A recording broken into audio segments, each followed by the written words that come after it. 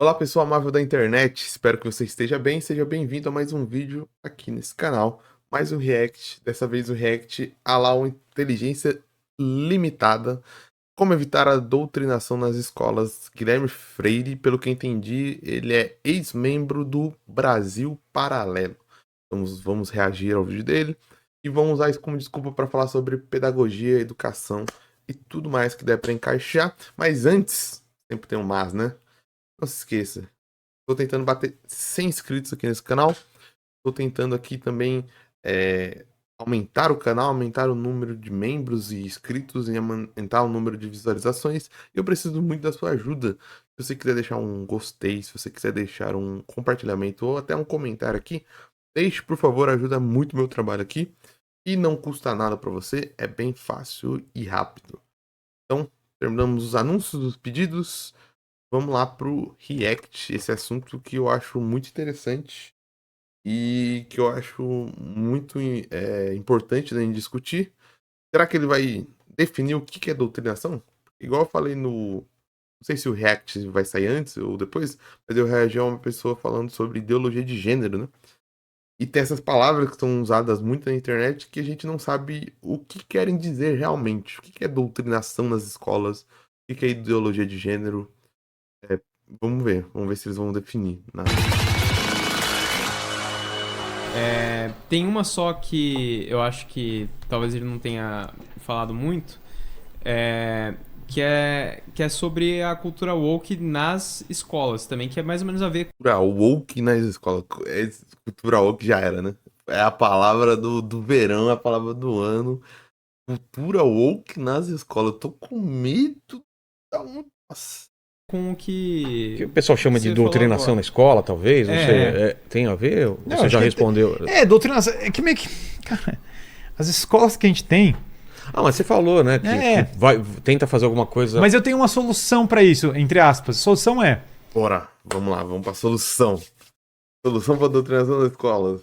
Rápido, direto e curto. Vamos lá, Você Guilherme vai ter que Freire. começar a assumir a educação do seu filho em algum aspecto. Em que sentido? Sem nem entrar na discussão do homeschooling, que, sei lá, eu não sei nem como está o status legal do homeschooling no Sei. Brasil. Mas supondo.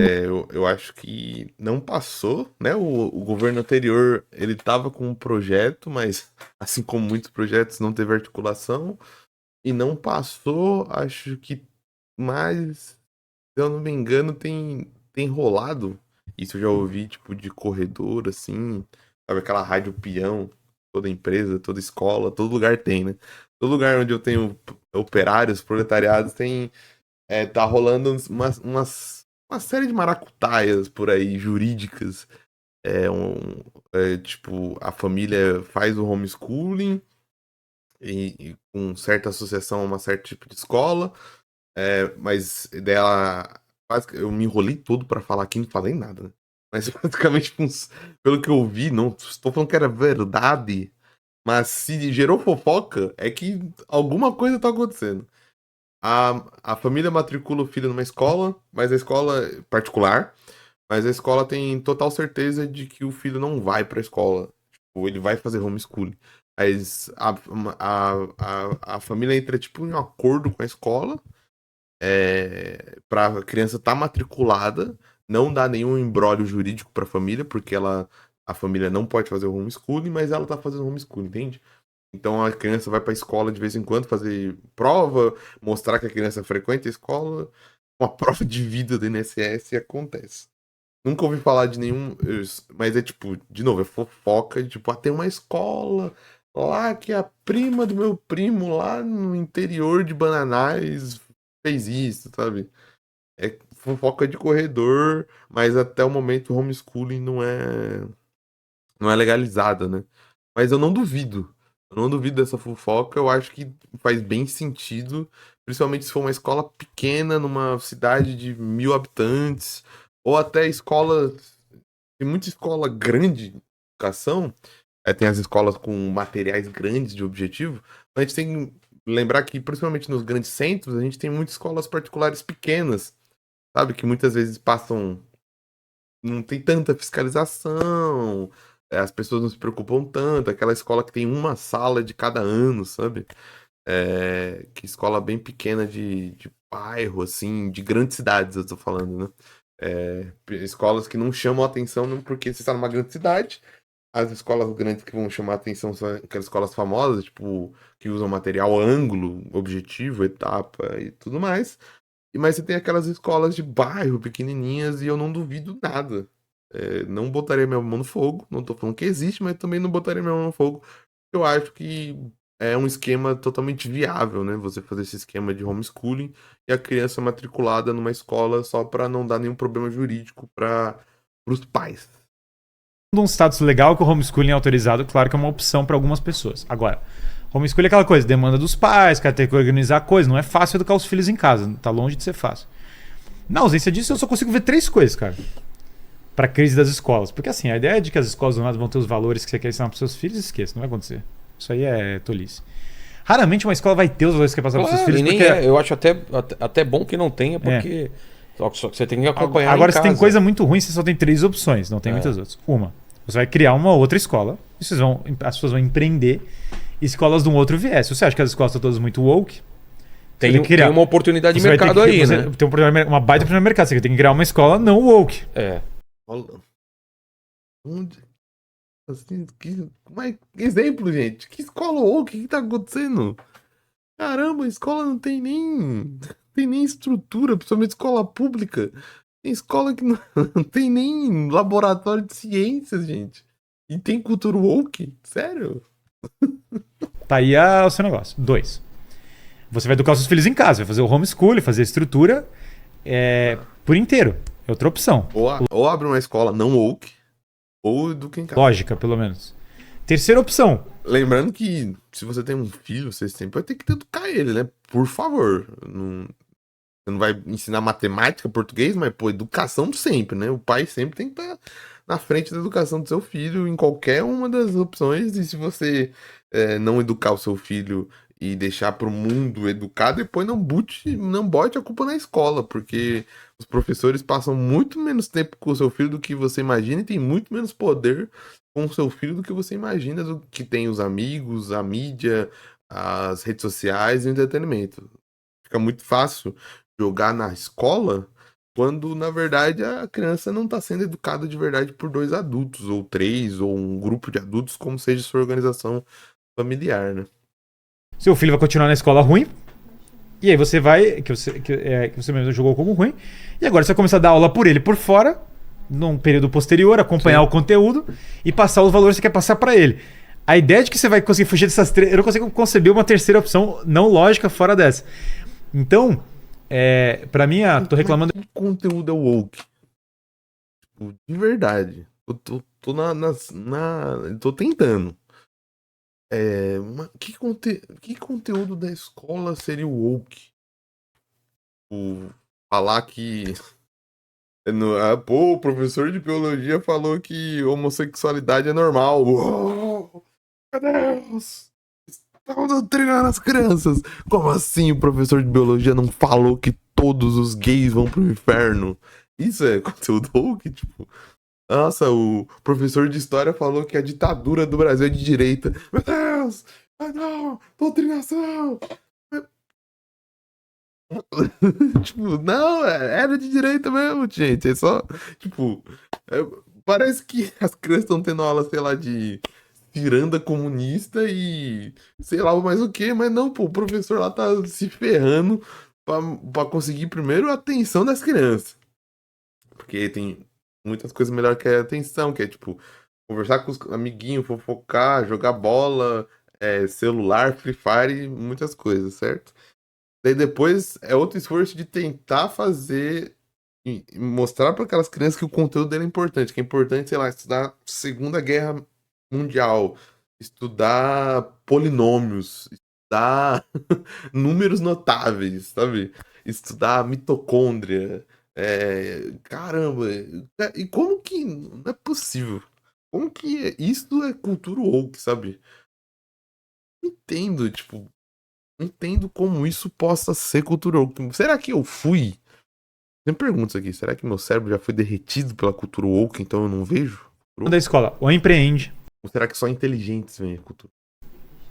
Ou educa você mesmo em casa tempo parcial, ou tempo integral. Não consigo ver quarta alternativa. Não Entendi. consigo. A ideia de que o lobby em Brasília vai alterar isso no cenário atual, nas coisas como estão, eu acho risível. Também acho.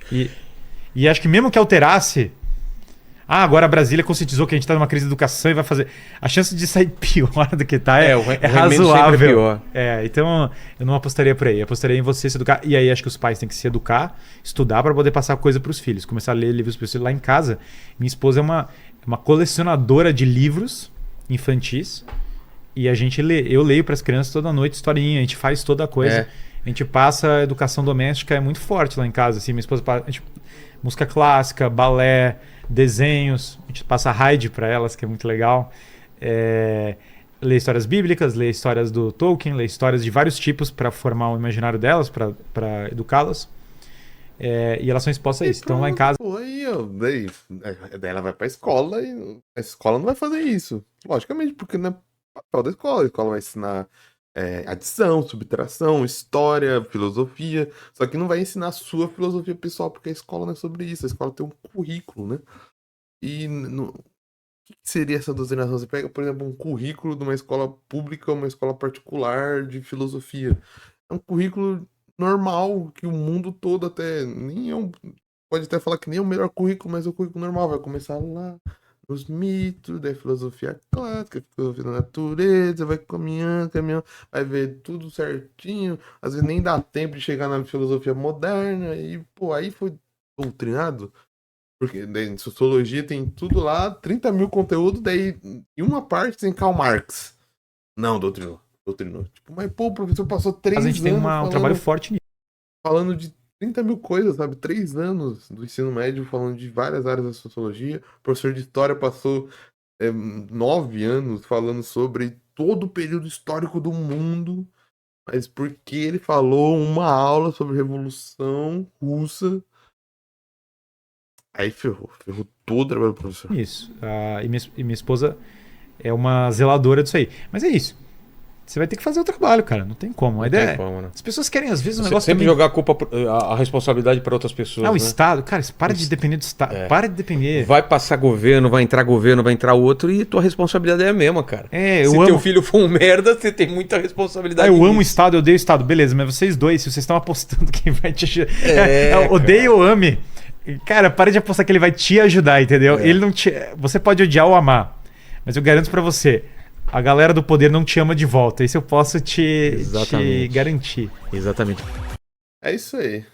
Só pra terminar esse react, eu acho muito interessante falar Eu gosto muito de fazer essas contas de padaria.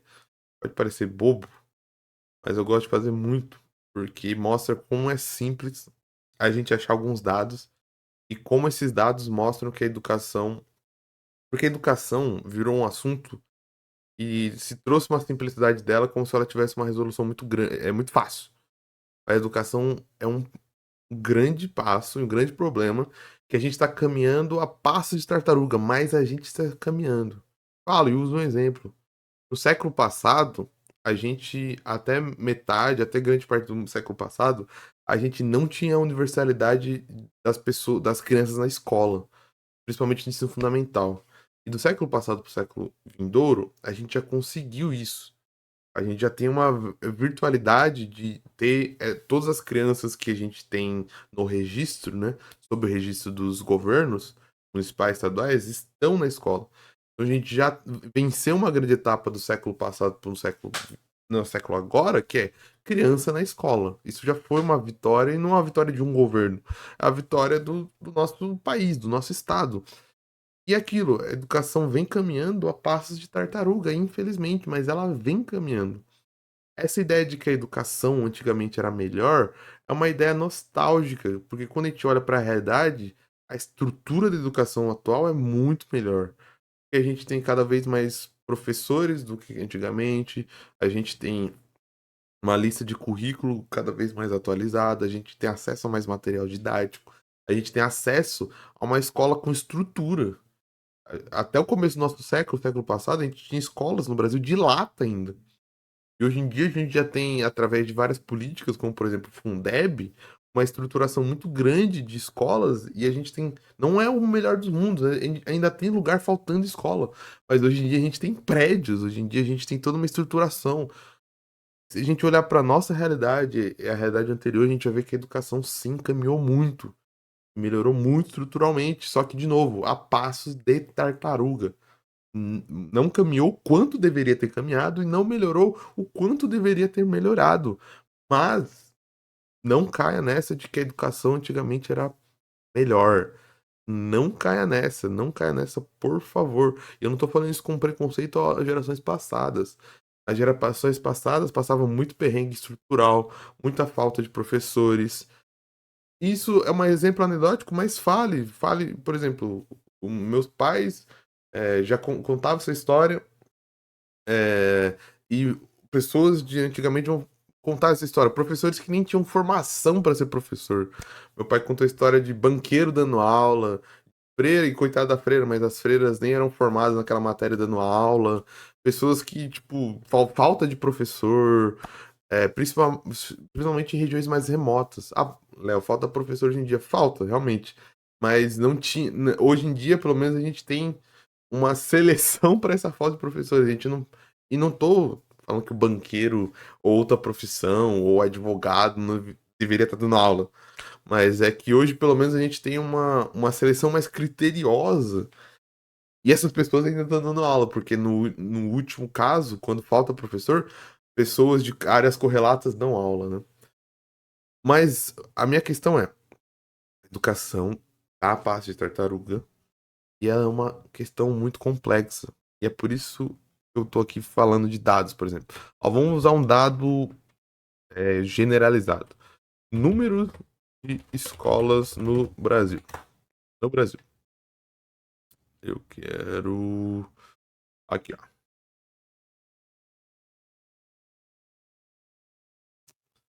No Brasil, dá 178,3 mil escolas públicas. Então, quando a gente fala de educação no Brasil, a gente está falando 178 mil escolas.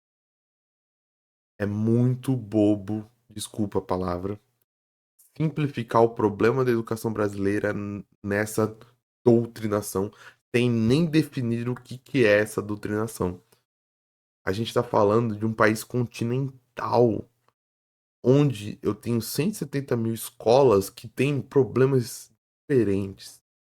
Um problema é falta de professor, uma escola é falta de estrutura, outra escola é a criminalidade em volta, outra escola é a pobreza e a desigualdade social, outra escola é a distância. Pô, se a gente for falar só de estado para estado, a gente vai ter um universo de problemáticas diferentes que afetam a escola de maneira diferentes. Eu li, não sou especialista, mas eu já li um pouco sobre educação no Amazonas. E, pô, no Amazonas, um dos grandes problemas é a locomoção de pessoas, porque durante certas estações do ano não tem como ir para a escola, porque não tem corrente fluvial, não tem transporte, e simplesmente algumas pessoas não tem como ir para a escola. Você pode ter a escola lá bonitinha, estruturada, com lousa digital, nem sei se tem, só tô dando exemplo. Você pode ter a escola, pô, top. Melhor escola do mundo, padrão, sei lá qual. Mas, pô, no Brasil você tem estados que durante uma certa estação do ano a criança não consegue ir pra escola, mano. Porque a natureza se impõe e a gente não tem um plano de como vou levar essa criança pra escola. O poder público não faz. Tanto que o Amazonas, o estado do Amazonas teve um projeto antes da pandemia de aulas mediadas por tecnologia. Tanto que o secretário da Educação lá foi secretário da Educação aqui em São Paulo durante a pandemia, e o modelo paulista foi muito importado do modelo amazonense de educação mediado pela tecnologia, de ter um aplicativo onde os alunos entram, assistem a aula, fazem atividades e tudo mais. Então isso eu só tô dando uma pincelada, um exemplo, para falar que o problema da educação brasileira é gigantesco. O que a gente precisa é de trabalho. O Ministério da Educação, Secretarias de Educação, indo para a base e vendo quais são os problemas da base deles, não ficando atirando em fantasmas. doutrinação e não sei o quê, e escola sem partido, e professor comunista. Cara, não caiamos nessa. A gente precisa melhorar a educação brasileira, mas a gente vai melhorar essa educação indo para a base, indo para as escolas, vendo quais são as problemáticas, vendo quais são os problemas.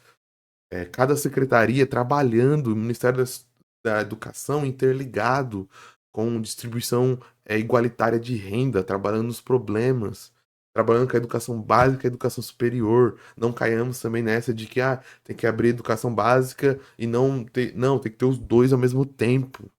E a gente tem condição disso, a gente não é um país qualquer, a gente tem condição e a gente tem material humano, pessoas nas universidades públicas e particulares para trabalhar com a Secretaria de Educação, pessoas formadas em pedagogia. A gente tem capital humano excelente, qualificado, feito pelas nossas próprias universidades públicas para trabalhar na questão da educação.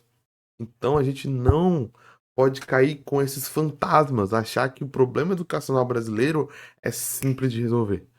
Que é só você ser um pai presente você vai resolver, ou é só você fazer uma escola não ou que você vai resolver. Não. Não é sobre amar ou gostar do Estado, mas é sobre entender que é o Estado que tem competência e alcance para fazer essa mudança. E você pode gostar ou não amar ou odiar o Estado, mas se a gente tem escola, se a gente tem pelo menos as crianças na escola, se a gente não tem uma taxa de analfabetismo que a gente teve no século passado, se a gente não tem uma taxa de evasão que a gente tinha no século passado, é por conta de políticas. Tá bom? Vou ficando por aqui. Se você gostou desse vídeo, não esquece do curtir, do compartilhar. E se você quiser e se você puder, né? E eu vou ficando por aqui. Até a próxima.